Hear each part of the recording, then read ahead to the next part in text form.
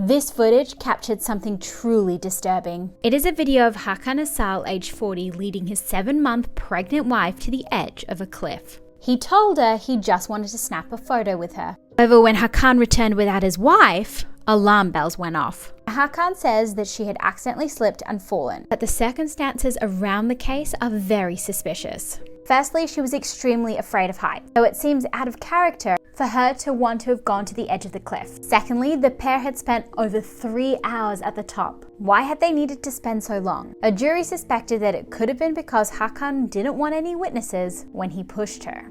Lastly, and maybe the most damning evidence of all, was the fact that Hakan had taken multiple loans in his wife's name, and he had used that money from those loans to fund a lavish lifestyle. There was just no way he was going to be able to pay back those debts. Now, Hakan says it was all an accident. However, a jury didn't agree with him, and he was found guilty. If you want to hear more stories about real-life people, remember to follow 7 Sins Crime.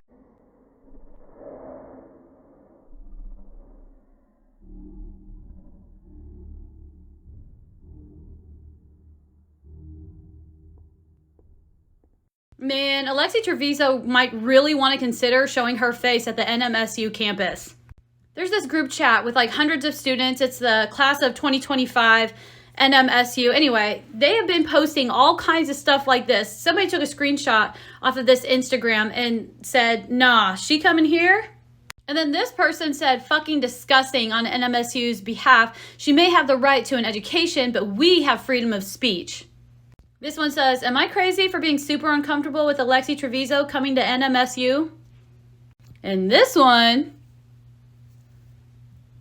and you know what? I wouldn't be surprised if that did happen. And not just that, but the students don't want her there so much that they actually have a petition for NMSU to rescind her acceptance and kick her out. And I gotta say, whoever wrote it, they did a damn good job. It is very well written and organized. Look, they even reference research studies and reputable organizations such as the National Center on Child Abuse and Neglect. Look at this part. By denying Alexi Treviso entry into New Mexico State University or any other educational institution within our state, we can prioritize both public safety and ethical standards. I mean, whoever did this, they did a fantastic job. They even cite their sources at the bottom. So yeah, the judge might have given her permission to go to the campus to take her exams, but the students are saying hell no.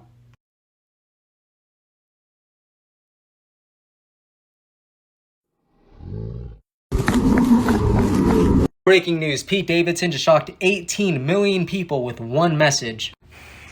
This week we saw the horrible images and stories from Israel and Gaza. And I know what you're thinking. Who better to comment on it than Pete Davidson? Well, in a lot of ways, I am a good person to talk about it because when I was 7 years old, my dad was killed in a terrorist attack. So I know something about what that's like. I saw so many terrible pictures this week of children suffering, Israeli children and Palestinian children. And it took me back to a really horrible, horrible place. And, no one in this world deserves to suffer like that, especially not kids, After my dad died, my mom tried pretty much everything she could do to cheer me up. I remember one day when I was 8, she got me what she thought was a Disney movie, but it was actually the Eddie Murphy stand-up special, Delirious. And we played it in the car on the way home, and when she heard the things Eddie Murphy was saying, she tried to take it away. But then she noticed something. For the first time in a long time, I was laughing again. I don't understand it. I really don't, and I never will. But sometimes comedy is really the only way forward through tragedy. My heart is with everyone whose lives have been destroyed this week. But tonight, I'm going to do what I've always done in the face of tragedy, and that's try to be funny. Remember, I said try.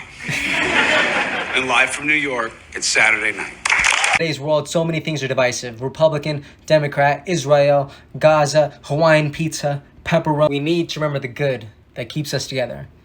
like laughter. So thank you, Pete Davidson, for pushing humanity forward. Do you guys remember this dude, James Iannazzo from Connecticut, the Merrill Lynch advisor who ended up getting fired after he went into a smoothie shop and went totally psycho on the employees there? Watch this, and then I have a little update for you guys. Please don't yell at us. Yeah. Don't videotape me. You have no room to yell at us. I want to speak to the fucking person who made this drink. Is that you? No, Well, it we don't wasn't know me. who made it, You so don't know who made it? there's 4 of us here, so we obviously don't know. Fucking stupid, fucking ignorant high school kids. Okay, I bye. want to speak to the fucking Bye. man. Okay, you can Jim, call stop. corporate whenever you want. Goodbye. John, stop. You're on camera. Fuck You're on out of camera. here. You're on Fucking camera. bitch. No, I don't care. Give it to me right now. What? I'm calling the police. I'm calling the police.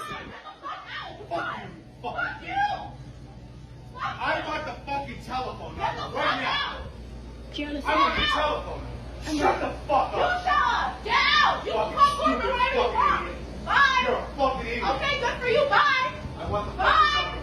Bye. Shut up. You shut up. You're not gonna tell me to shut up. The fuck? Who are you? Who are you? Fucking immigrant loser.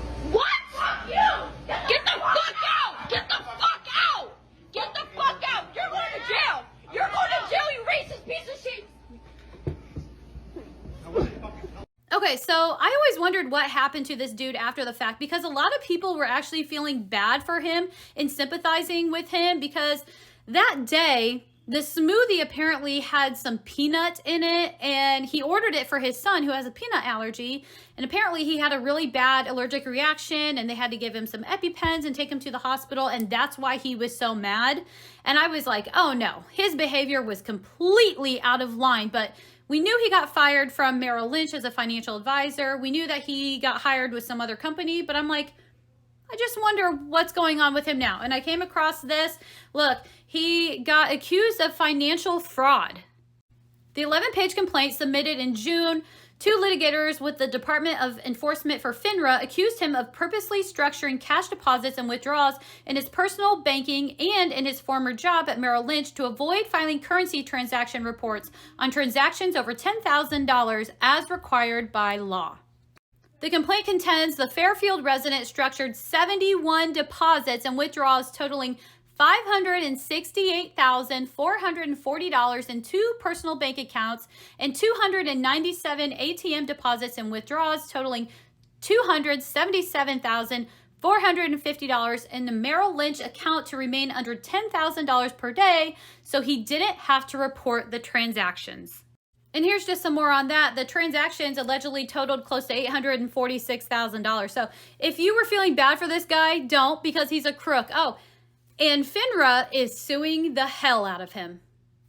The body of 16-year-old Sarah Yarborough was found on the grounds of Federal Way High School on a cold morning in December 1991.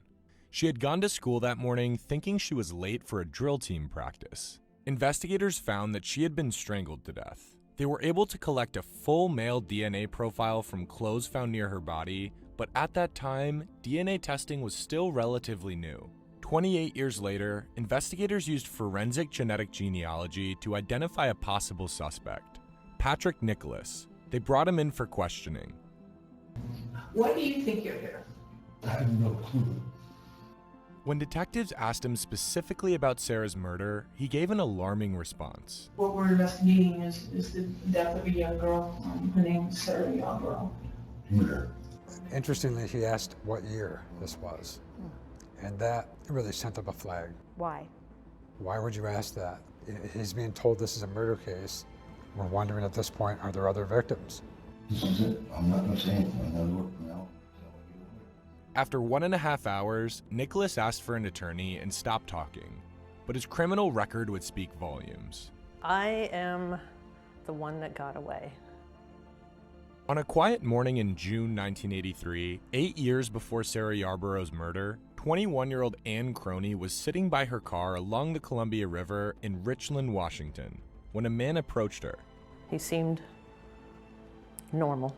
Kind of friendly, actually, just friendly. I had asked him if he'd done any water skiing yet, because he said he had just moved to town, and he said he couldn't swim.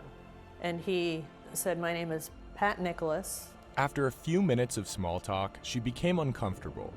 I noticed his voice was getting shaky, and I told him I had to go. I went to close the door, and he put a knife to my throat. Everything kind of stopped at that moment. He told me to take my clothes off. Nicholas stuffed Anne's underwear into her mouth to prevent her from screaming, forced her out of the car, and led her to the riverbank. That's when Anne remembered a critical piece of information that might have saved her life. We got about halfway down the bank and he told me to stop. I ran and dove in the river because I was thinking he couldn't swim. Swam as hard as I could. Swam for your life. I swam for my life. Passers-by found Anne at a dock nearby and called police. As it turns out, 19-year-old Patrick Nicholas was no stranger to law enforcement and had a record. He had raped 2 women and attempted to rape a third. He'd been convicted of rape as a juvenile and had actually only just been out for a few months when he attacked me. Days after Anne's attack, he was tracked down, arrested, and pled guilty to attempted rape. He told authorities, "I realize that I have a problem concerning raping girls." At his sentencing hearing, Anne spoke out. I was actually very angry and asked the judge for the maximum sentence. And the judge did agree and sentenced him to 10 years. So I thought it was over. I thought that justice had been served.